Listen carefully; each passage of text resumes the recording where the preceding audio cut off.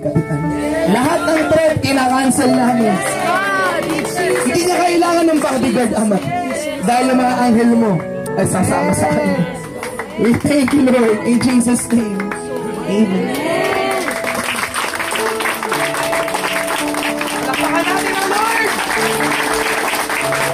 Ganito ang nangyayari kapag si Jesus Christ ay tumalo sa isang lugar! Nababago ang sitwasyon!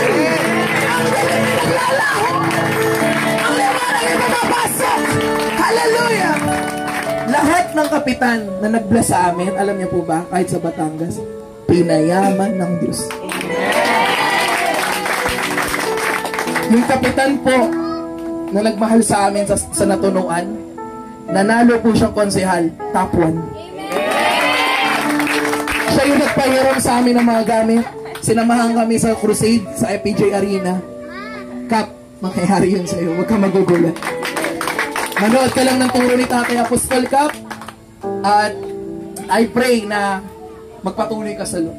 Bigyan natin si Kap ng statement, speech. Ano po yung pwede nyo sabihin sa kanila, Kap, or encouragement. Makinig po tayo. Hello po. Isang mapagpalang gabi po sa ating lahat. Salamat po sa pagbisita po dito sa aming lugar. Especially po sa inyo.